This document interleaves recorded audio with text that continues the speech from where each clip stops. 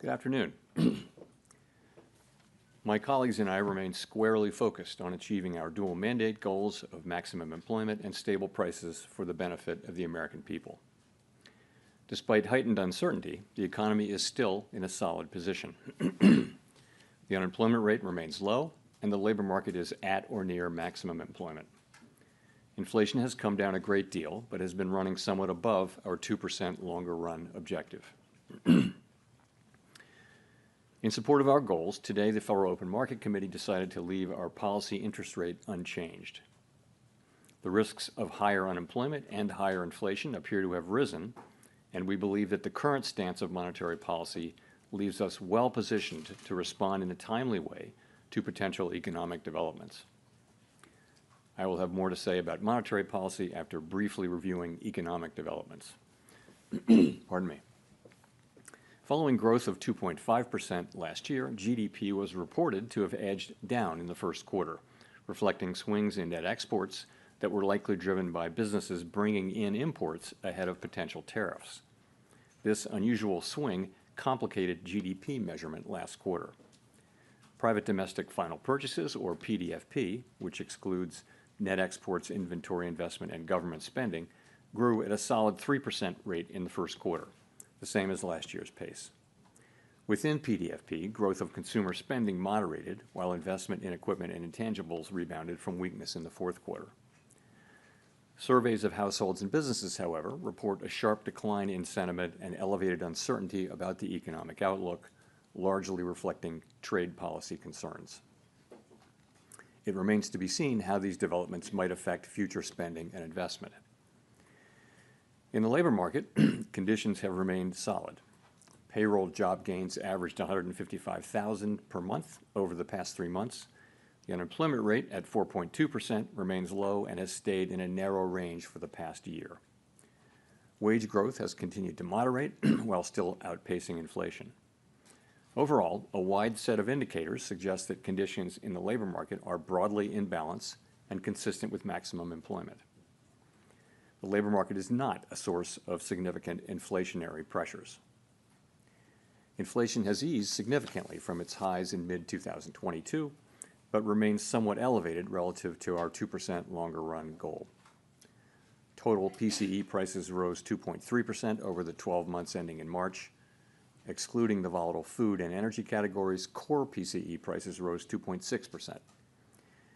Near-term measures of inflation expectations have moved up, as reflected in both market and survey-based measures. Survey respondents, including consumers, businesses, and professional forecasters, point to tariffs as the driving factor. Beyond the next year or so, however, most measures of longer-term expectations remain consistent with our 2% inflation goal. Our monetary policy actions are guided by our dual mandate to promote maximum employment and stable prices for the American people.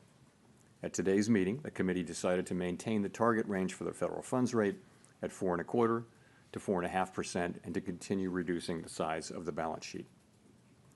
The new administration is in the process of implementing substantial policy changes in 4 distinct areas: trade, immigration, fiscal policy, and regulation. The tariff increases announced so far have been significantly larger than anticipated. All of these policies are still evolving, however, and their effects on the economy remain highly uncertain. As economic conditions evolve, we'll continue to determine the appropriate stance of monetary policy based on the incoming data, the outlook, and the balance of risks. If the large increases in tariffs that have been announced are sustained, they're likely to generate a rise in inflation, a slowdown in economic growth, and an increase in unemployment. The effects on inflation could be short-lived, reflecting a one-time shift in the price level. It is also possible that the inflationary effects could instead be more persistent. Avoiding that outcome will depend on the size of the tariff effects, on how long it takes for them to pass through fully into prices, and ultimately on keeping longer-term inflation expectations well anchored. Our obligation is to keep longer-term inflation expectations well anchored and to prevent a one-time increase in the price level from becoming an ongoing inflation problem. As we act to meet that obligation, we'll balance our maximum employment and price stability mandates keeping in mind that without price stability, we cannot achieve the long periods of strong labor market conditions that benefit all Americans. We may find ourselves in the challenging scenario in which our dual mandate goals are in tension. If that were to occur, we would consider how far the economy is from each goal and the potentially different time horizons over which those respective gaps would be anticipated to close. For the time being, we're well positioned to wait for greater clarity before considering any adjustments to our policy stance. At this meeting, the committee continued its discussions as part of our 5-year review of our monetary policy framework. We focused on inflation dynamics and the implications for our monetary policy strategy. Our review includes outreach and public events involving a wide range of parties, including Fed Listens events around the country and a research conference next week. Throughout this process, we're open to new ideas and critical feedback, and we will take on board lessons of the last 5 years in determining our findings. We intend to wrap up the review by late summer. The Fed has been assigned 2 goals for monetary policy: maximum employment and stable prices. We remain committed to supporting maximum employment, bringing inflation sustainably to our 2% goal, and keeping longer-term inflation expectations well anchored. Our success in delivering on these goals matters to all Americans. We understand that our actions affect communities, families, and businesses across the country. Everything we do is in service to our public mission. We at the Fed will do everything we can to achieve our maximum employment and price stability goals. Thank you. I look forward to your questions. Steve Leisman, CNBC. Thank you, Mr. Chairman, for taking my question. A lot has happened since the last meeting. There's been tariffs put on, tariffs taken off, and meanwhile there's a bill advancing in Congress. And I just wonder if I could press you on the last part of your statement. Are you any closer now to deciding which side of the mandate is going to need urgent care first? Well, so as we noted in our statement, post-meeting statement, we've judged that the risks to higher employment and higher inflation have both risen. And this, by the way, of course, is compared to March. So that's what we can say. I don't think we can say, which way this will shake out. I think there's a great deal of uncertainty about, for example, where tariff policies are going to settle out, and also when they do settle out, what will be the implications for the economy, for growth, and for employment. I think it's too early to know that. So, ultimately, we think our policy rate is in a good place to stay as we await further clarity on tariffs and ultimately their implications for the economy. Hearing you describe what you're looking for in terms of being able to make a decision, it sounded like that's a long-term process before you sound like you're going to be comfortable, or the committee would be comfortable to act on what the data is telling you. I don't think we know. I think, if you look at where we are today, we have an economy that, if you look through, the sort of distortions in Q1 GDP, you've still got an economy that looks like it's growing at a solid pace. The labor market appears to be solid. Inflation is running just a bit above 2%. So it's an economy that's been resilient and is in good shape. And our policy is sort of modestly or moderately restrictive. It's 100 basis points less restrictive than it was last fall. And so we think that leaves us in a good place to wait and see. We don't think we need to be in a hurry. We think we can be patient. We're going to be watching the data. The data may move quickly or slowly, but we do think we're in a good position where we are to let things evolve and become clearer in terms of what should be the monetary policy response. Nick Timmeros of the Wall Street Journal. Chair Powell, there's naturally a lot of PTSD around 2021 supply shocks. But there are some who argue that the current situation has notable differences. Energy costs are down. Housing imbalances look nothing like they did 4 years ago.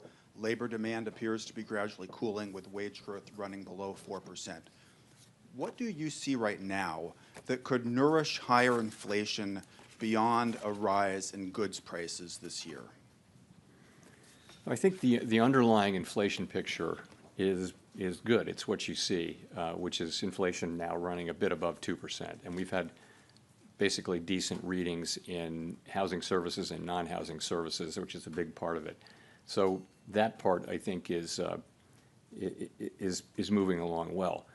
But there's just so much that we don't know. I think, and we're in a good position to wait and see, is the thing. We don't have to be in a hurry. The economy has been resilient and is doing fairly well. Our policy is well positioned. The costs of waiting to see further are fairly low, we think.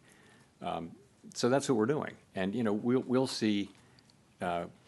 The administration is entering into negotiations with many countries over tariffs. We'll know more with each week and month that goes by where tariffs are going to land, and we'll know what the effects will be when we start to see those things. So we think we'll be learning. I can't tell you how long it will take, but for now it does seem like it's a fairly clear decision for us to wait and see and watch.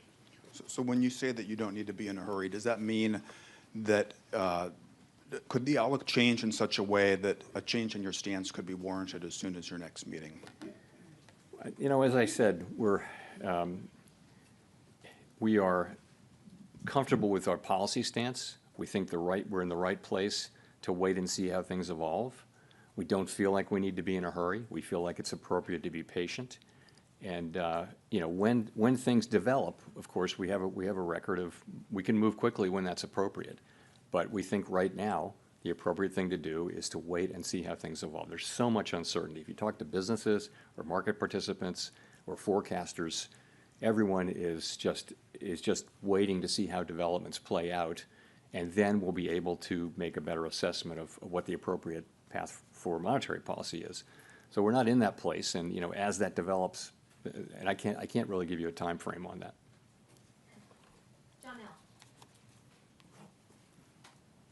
Janelle Marte with Bloomberg.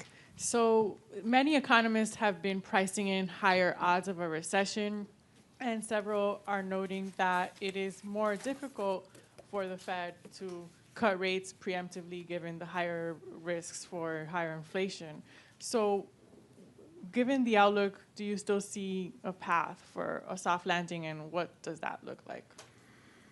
Well, let me say, I mean, so let's look back and see where we are. So to go through 2024 up to the day, we've had you know, unemployment in the low 4s for more than a year. We've had inflation coming down now in the mid to low 2s. We've had an economy growing at 2.5%. So that is the economy as we see it now. What looks likely, given the scope and scale of the tariffs, is that we will see certainly the risks to higher inflation, higher unemployment have increased. And if that's what we do see, if the tariffs are ultimately put in place at those levels, which we don't know, then we won't see further progress toward our goals. But we might see a delay in that. I think in our thinking we never do anything but keep achieving those goals. But we would, at least for the next, let's say, year, we would not be making progress toward those goals. Again, if that's the way the tariffs shake out. The thing is, we don't know that. There's so much uncertainty about the scale, scope, timing, and persistence of the tariffs.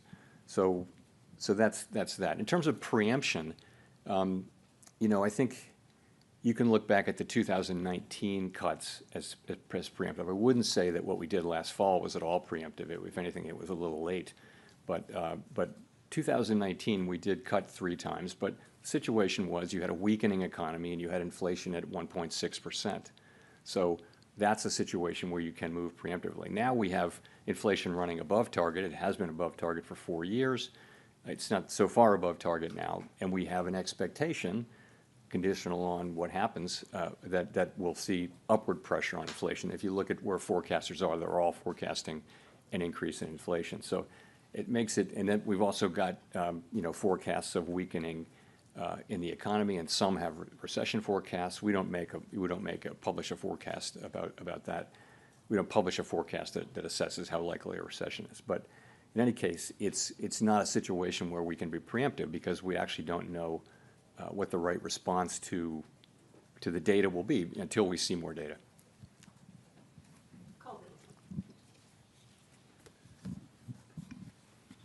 Colby Smith with the New York Times.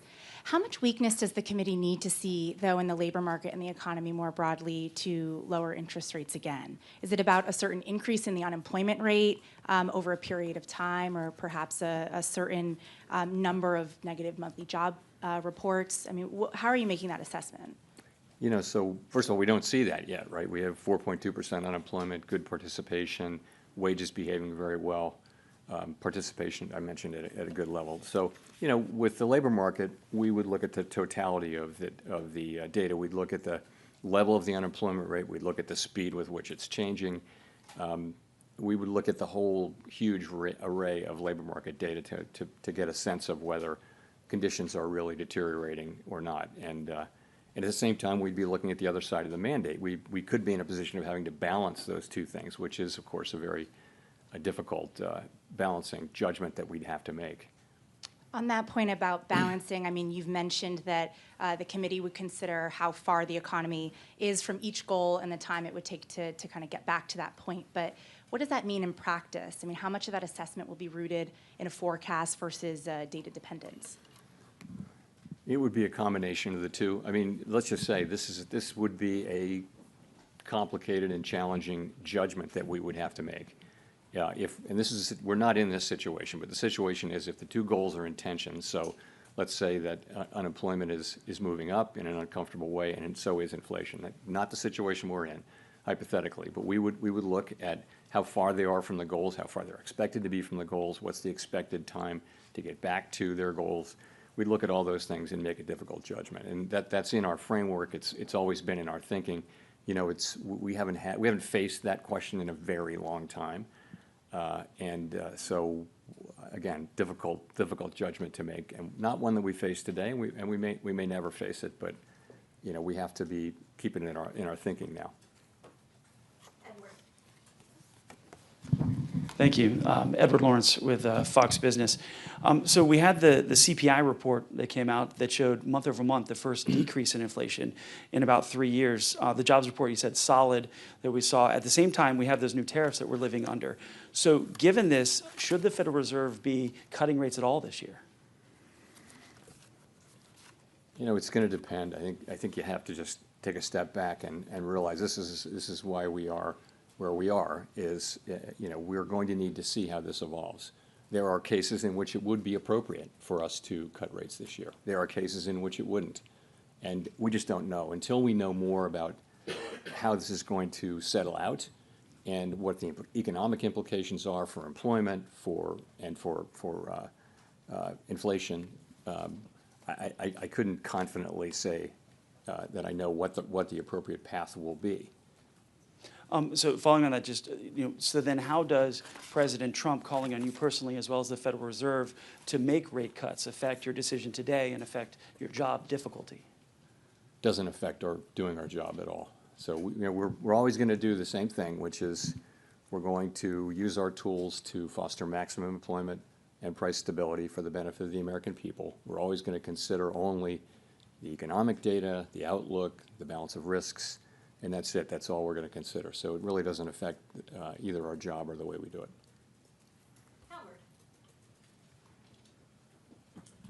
Hi, Howard Schneider with Reuters, and thanks for the time.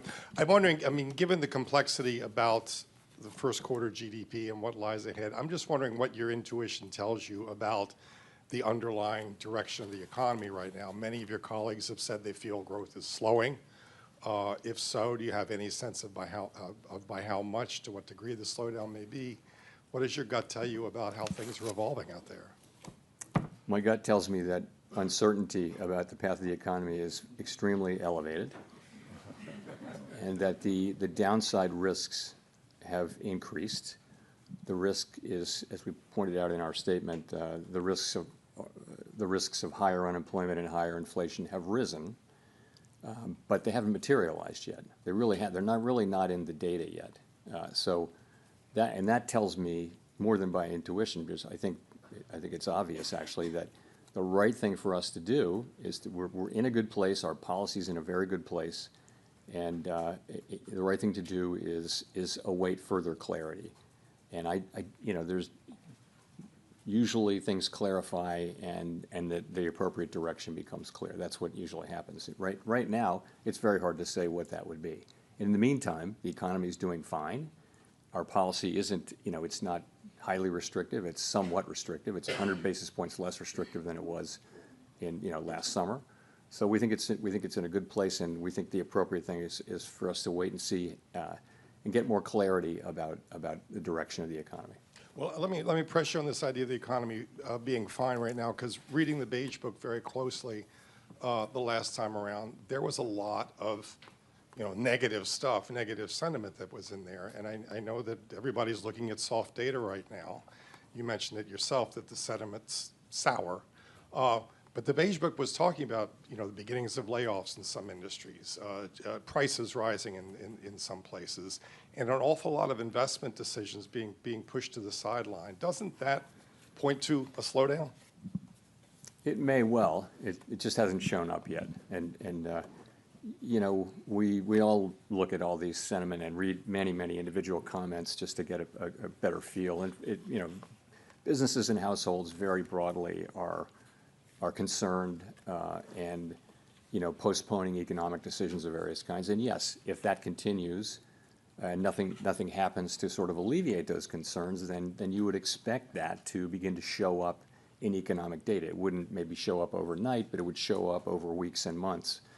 And that may be what happens, but it hadn't happened yet. And also, there are things that can happen that will change that narrative. I mean, they haven't happened, but it's possible to imagine things that. But in the meantime, yes, we're watching it extremely carefully, like everyone is, but don't see really much evidence of it in actual economic data yet.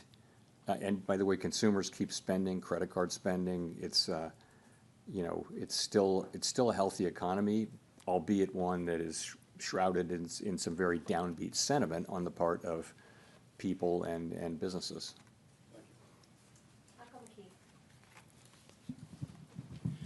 Michael McKee from Bloomberg Radio and Television. The Fed's been criticized recently by a former governor for what he calls mission creep. You take on more problems, use more tools, and then end up building tools to deal with the fallout of those tools, which then makes it a given that you will act more aggressively in the future. Is that a fair critique, and is that something you would be looking at in your framework review? Sorry, say the critique again. That the Fed has been involved in mission creep, gets involved in using too many new tools to deal with problems and to go too far. Is that something that the critique was based around the fact that you did QE and QE and QE and went beyond the narrow confines of your mandate? So, well, I mean, there are a couple. That's not really beyond the confines of our mandate. I would say this: we did things. Essentially, we're on an emergency footing for a couple of years in the pandemic, and it's very fair and very welcome for people to look back over what we did and say, hey, you could have done this better and different. And one thing we hear a lot is we could have explained QE a little better. We did think we were explaining it in real time. I completely accept the thought that we could have explained it better. There's a lot of thinking that we went on too long with QE. I can tell you that the reason we did was we were concerned that we didn't want a sharp tightening in financial conditions at a time when we thought the economy was still vulnerable. And so we did hold on for a long time to QE, and we, of course, tapered and everything. And then we immediately went into QT, and, we're down a couple of trillion. But I get we certainly, with the benefit of hindsight, could have tapered earlier or faster. That's absolutely right. But this is all very welcome. We knew doing this in real time that we weren't going to get it perfect, and those kind of after action kind of looks are essential, and we're doing the same thing in our review. So on some issues. The other part of that critique is that you've taken on topics that are outside of the mandate, such as climate change and trying to ensure that certain groups are benefited by your economic policies in terms of employment, et cetera. So, okay, on climate, you've heard me say over and over again that we will not be climate policymakers, and that our role on climate is a very, very narrow one. And I think that's what we've done. We've done really very little on climate.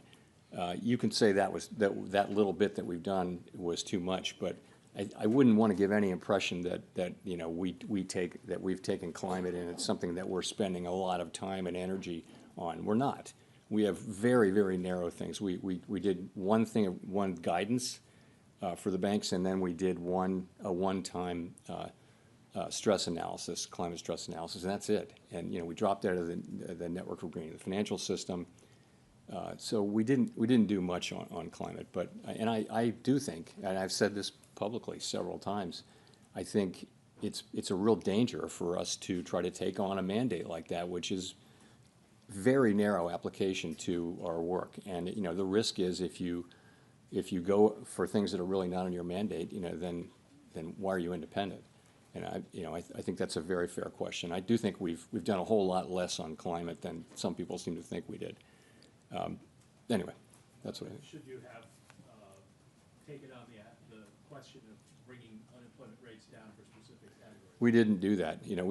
What we said was that we never targeted any unemployment rate for individual racial or demographic groups. What we said was that maximum employment was a broad and inclusive goal. And I think what we meant by that was we're going to consider the totality of the country as we look at our maximum employment goal. Of course, we were never going to target any individual group with that, but I think some people, wanted to hear it that way, but that's not at all what we meant.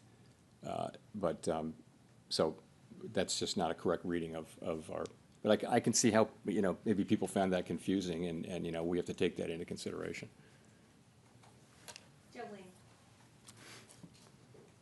Hi, Chair Powell. Thanks for taking our questions today. I'm Jolene Kent with CBS News. You've said wait and see, and the economy is doing fine today, but the impact of tariffs are already showing up at the ports. Businesses, big and small, are telling us that they feel it, and most importantly, consumers say they feel it, that the challenges are here, and there's no waiting and seeing. For Main Street, what is the breaking point? What would have to happen to prompt a rate cut specifically?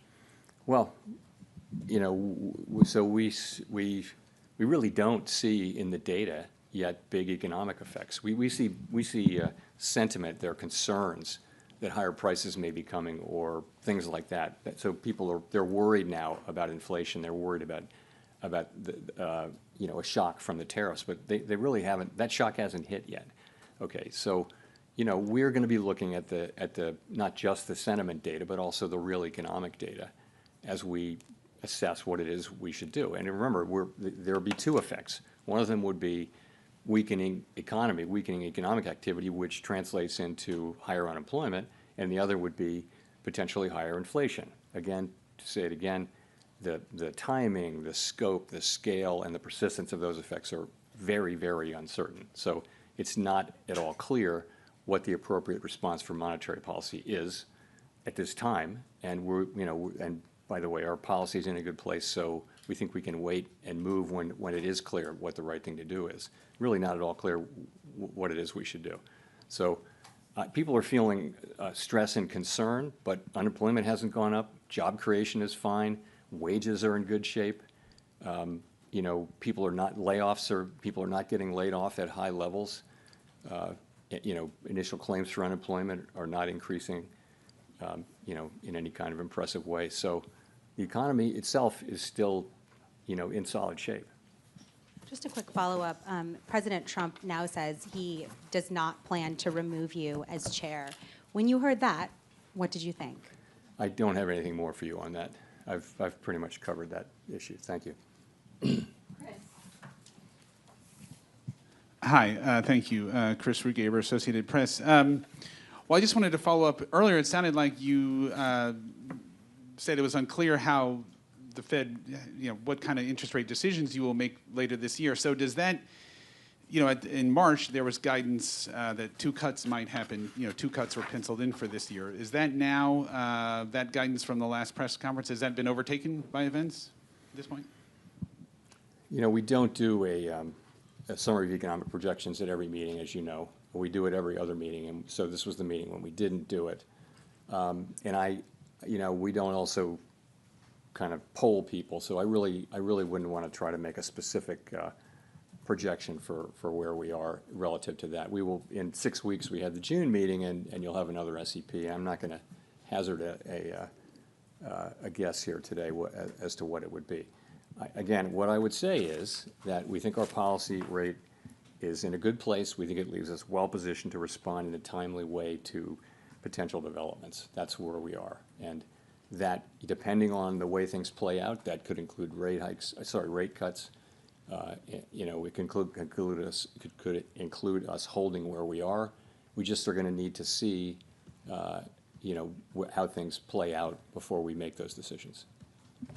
Great, and just to follow up on that, I mean, when you address the issue of how the Fed would handle both rising unemployment and rising inflation, how are you thinking about the fact that addressing one could exacerbate the other? So a rate cut to reduce unemployment could worsen inflation and vice versa. How do you handle those challenges? You just captured this is the issue with the two goals being in tension. It's a very challenging question. Now, there can be a case in which one goal is very far, one variable is very, very far from its goal, much farther than the other, and if so, you concentrate on that one.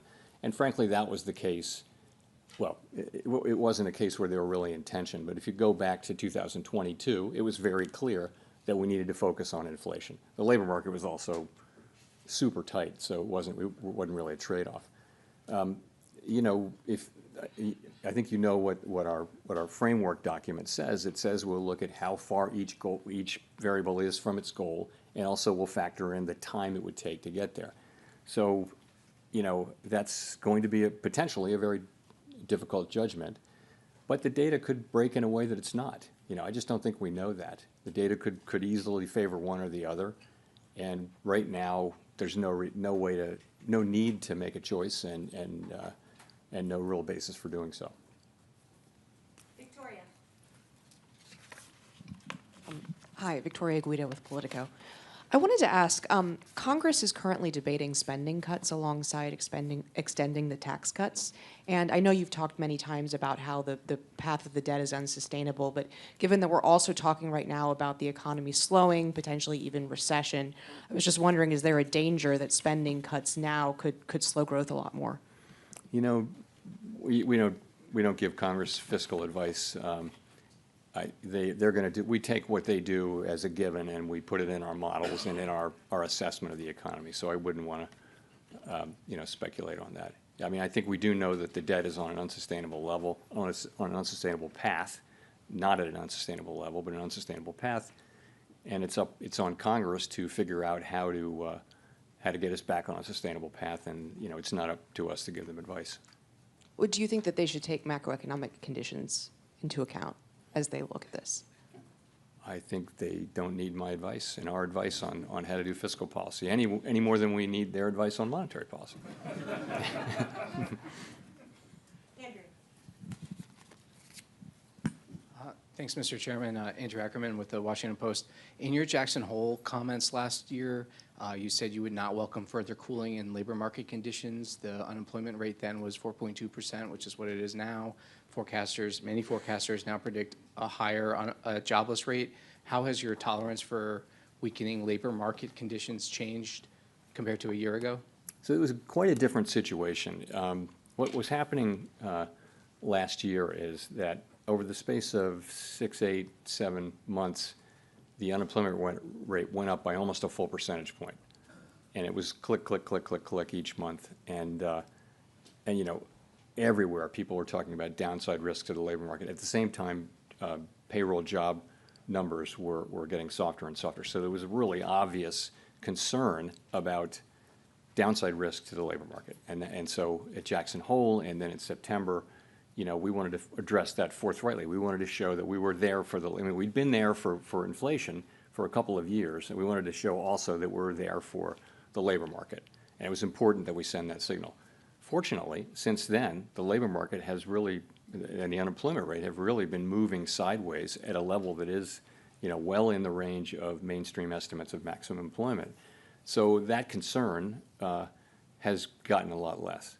So, you're at 4.2% unemployment. I think we were in a very different situation now. Now we have a situation where, the risks to higher inflation and higher unemployment have both gone up, as we noted in our statement, and we've got to monitor both of those. We actually have a potential situation where there may be a trade-off or tension between the two, potentially. We don't have it yet, and we may not have it, but that's what we have, and that's why I think it's a very different situation. I mean, I guess I want to follow up by asking how much of a rise in the jobless rate you could tolerate.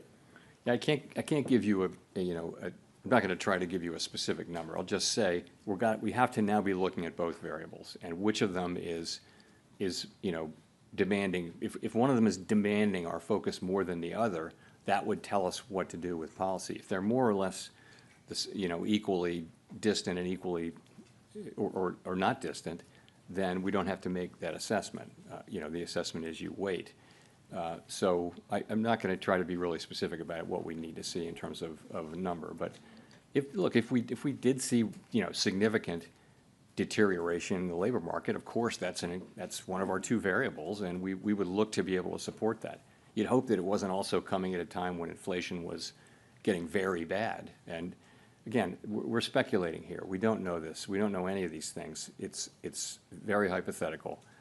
We're just going to have to wait and see how it plays out. Thanks.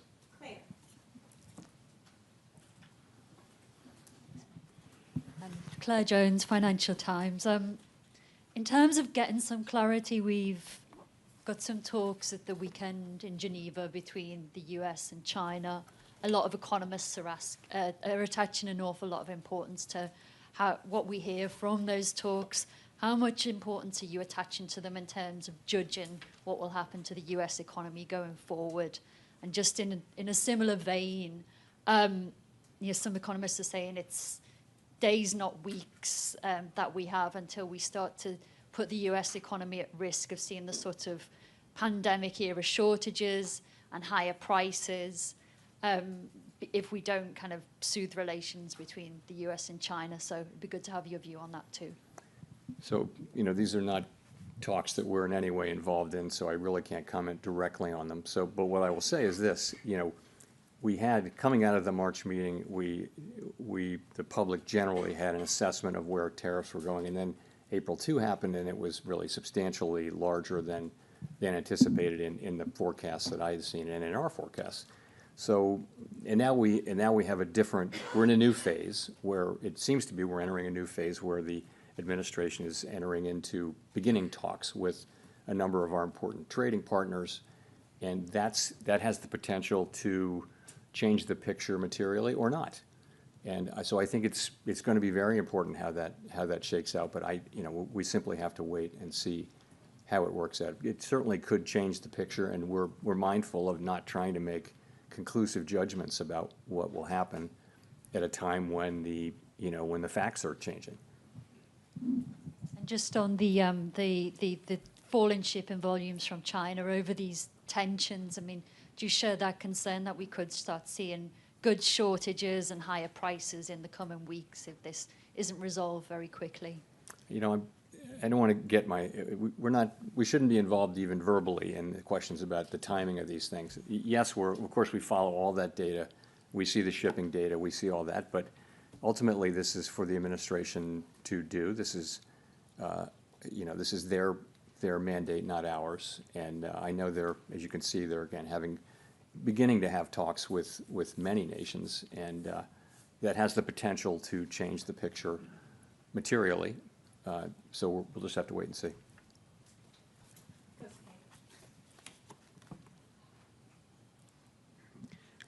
Kosuke Takami with Nikkei. Thank you for doing this. The volume of imported goods increased significantly in the first quarter. Do you think that this situation could cause a delay in the impact of tariff on inflation? And does this mean that it will take longer time to reduce uncertainty? The decision we made today? Which decision? So the future decisions. So the volume of the imported goods increased significantly. So the impact on the imported inflation may delay. So what is the impact to your future decision?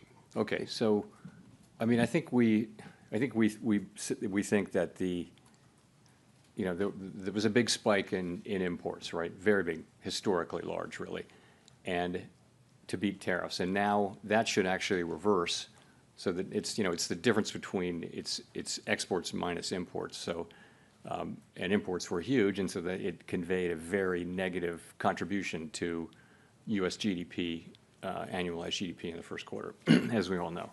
So that could, in the second quarter, be reversed, so that we have an unusually large contribution to usually positive. That's very likely as imports drop sharply. You could also have, very likely you'll have restatements of first quarter. It'll turn out that consumer spending was higher. It'll turn out that inventories were higher, and so you'll see those data revised up. It may actually go into the third quarter too, and so I think this whole process is going to a little bit make it harder to make a clean assessment of U.S. demand. I mentioned private domestic final purchases, which doesn't have inventories, government, or inventories, government. Anyway, it's a cleaner read on private demand. But that too probably was flattered a little bit by strong demand for imports to beat tariffs. So that might overstate. It's a really good reading, 3% PDFP in the first quarter. That might actually overstate. So it's not really I don't think it's going to affect our decisions. I will just say, though, that it's a little confusing, and it's probably less confusing to us than it would be to the general public as we try to explain this. It's complicated, and GDP is sending a signal, PDFP is sending a signal. It's a little bit confusing, but I think we understand what's going on. It's not really going to change things for us.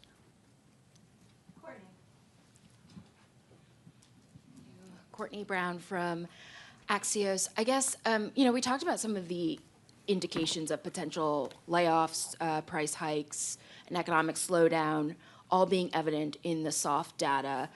I'm curious why the Fed needs to wait for that to translate into hard data to, make any type of monetary policy decision, especially if the hard data is not as timely or might be warped by tariff-related effects. Are you worried that the soft data might be some sort of false warning? No, I mean, look at the state of the economies. The labor market is solid, inflation is low. We can afford to be patient as things unfold. There's no real cost to our waiting at this point. Also, the sense of it is, we're not sure what the right thing will be. There should be some increase in inflation. There should be some increase in unemployment. Those call for different responses, and so until we know, potentially call for different responses. And so, until we know more, we have the ability to wait and see. And it seems to be a pretty clear decision. Everyone on the committee supported waiting, and so that's why we're waiting. Just a very quick follow-up. There was this sort of vibe session, if you will, where the sentiments expressed in soft data did not translate into the hard economic data. How are you thinking about that when interpreting some of the signs in the softer survey data? I think going back a number of years, the link between sentiment data and consumer spending has been weak. It's not been a strong link at all. On the other hand, we haven't had a move of this, speed and size. So it wouldn't be the case that we're looking at this and just completely dismissing it. But it's another reason to wait and see. You're right that we had a couple of years during the pandemic where people were saying just very downbeat surveys and going out and spending money. So that can happen, and that may happen to some degree here. We just don't know. This is an outsized change in sentiment, though, and so none of us is looking at this and saying that we're sure one way or the other. We're not. Matt. Thanks, Chair Powell. Matt Egan with CNN. So you mentioned earlier that you're monitoring the shipping data, and we have seen in the shipping data that imports from China into the Port of Los Angeles have plunged, and that has raised concerns about potential shortages. What tools, if any, does the Fed have to ensure that prices and inflation expectations don't get out of hand if tariffs do cause significant supply chain disruptions? I mean, we don't have, the kind of tools that are good at dealing with supply chain problems. We don't have that at all. That's a job for the administration and for the private sector more than anything. What we can do with our interest rate tool is we can be more or less supportive of demand. And that'd be a very inefficient way to try to fix supply chain problems. But, we don't see the inflation yet. We're, of course, reading the same stories and watching the same data as everybody else. And, right now we see inflation, kind of moving sideways at a fairly low level. If I could follow up on that, President Trump has indicated that he will likely name a replacement for you when your term as chair expires next year. But your position on the board runs through January 2028, I believe. Would you consider remaining on the Fed board even if you're no longer chair? So I don't have anything for you on that. My whole focus is on, and my colleagues' focus is all on, trying to navigate this tricky passage we're in right now, trying to make the right decisions. We want to make the best decisions for the people that we serve. That's what we think about day and night. And this is a challenging situation, and that's 100% of our focus right now. Let's go to Jennifer for the last question. Thank you so much, Chair Powell. Jennifer Schonberger with Yahoo Finance. Public records of your schedule so far this year show no meetings with President Trump. Past presidents Obama, Bush, and Clinton have all met with Fed chairs, and you met with Trump during his first term. Why haven't you asked for a meeting yet with the president? I've never asked for a meeting with any president, and I never will. It's not, I wouldn't do that. There's never a reason for me to ask for a meeting. It's always been the other way. So would you want to meet with him if given the opportunity to get more information? It's never an initiative that I take. It's always an initiative. I don't think it's up to a Fed chair to seek a meeting with the president, although maybe some have done so. I've never done so, and I can't imagine myself doing that. I think it's always comes the other way. A president wants to meet with you, but that hasn't happened. And if I could just ask one question on monetary policy. When it is time to cut rates, how will you determine how far down rates will have to come to try to keep a balance on the inflation mandate as employment weakens? I think once you have a clear direction, you can make a judgment about how fast to move and that kind of thing. So it's really the harder question is the timing, I think, and when will that become clear? And fortunately, as I mentioned, we have our policy in a good place, the economy's in a good place, and it's really appropriate, we think, for us to be patient and wait for things to unfold as we get more clarity about what we should do. Thanks very much.